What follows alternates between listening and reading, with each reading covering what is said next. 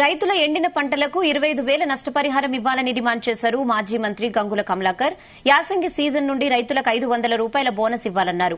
రైతు డిమాండ్స్ తో గంగుల కమలాకర్ నిరసన దీక్ష చేపట్టారు. చివరి దశలో ఉన్న పంటలను కాపాడేందుకు తగిన సాగునీరు కూడా ఇవ్వాలన్నారు. ఇక ఆత్మహత్య చేసుకున్న రైతు కుటుంబాలకు 25 లక్షల ఎక్స్గ్రేషియా కూడా ఇవ్వాలని డిమాండ్ చేశారు.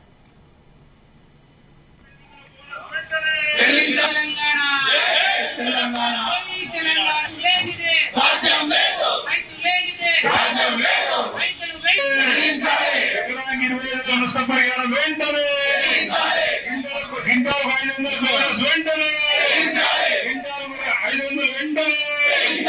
రైతులను ఆదుకోని కాంగ్రెస్ ప్రభుత్వం, రైతులను ఆదుకోని కాంగ్రెస్ ప్రభుత్వం.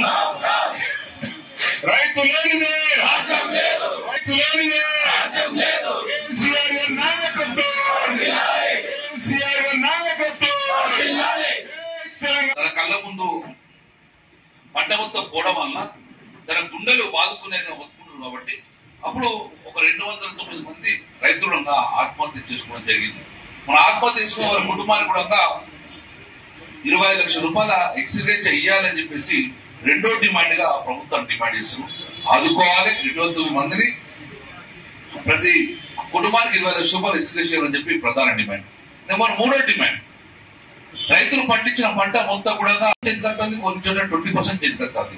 కాబట్టి మీరు ఏదైతే ఎన్నికల మేనిఫెస్టో చెప్పడం జరిగింది, ఏమని చెప్పడం జరిగింది, ఎంఎస్పీ 2,200 ఉన్నా కూడా మేము అదనంగా 5 రూపాయలు బోనస్ ఇస్తామని చెప్పి ప్రకటించారు.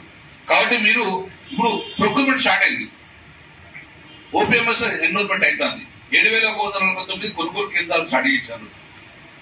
ఆ కొనుగోలు రైతు తన పంట అమ్ముకున్న ఓపీఎంఎస్ ద్వారా 500 రూపాయలు బోనస్ ఇవ్వాలని చెప్పేసి 3వ డిమాండ్ గా మేము వాళ్ళని కోరుతున్నాం.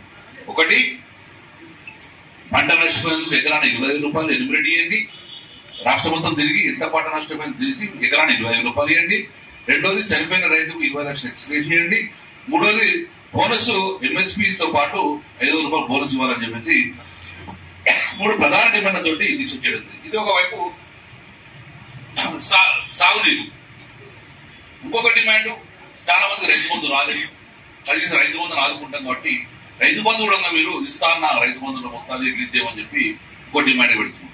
ఇది ఒకవైపు సాగునీరు సంబంధించి. తాగునీరు ఒక భరోసా, మేడగడ్డ నుంచి సుందిల్లాకు వచ్చి, సుందిల్ల నుంచి ఎల్లంపల్లి, ఎల్లంపల్లి నుంచి మిడమానే నుంచి మనకు ఎల్ఎండి రావడం వలన ఎల్ఎండి ఇప్పుడు 20 టీమ్స్ నీళ్లు ఉంటాయి కాబట్టి అని చెప్పేసి కరీంనగర్ కార్పొరేషన్ లో మేము డైలీ వాటర్ ఇస్తామని చెప్పేసి ఒక ప్లాన్ చేసినాం. డైలీ వాటర్ ఇస్తున్నాం కూడా.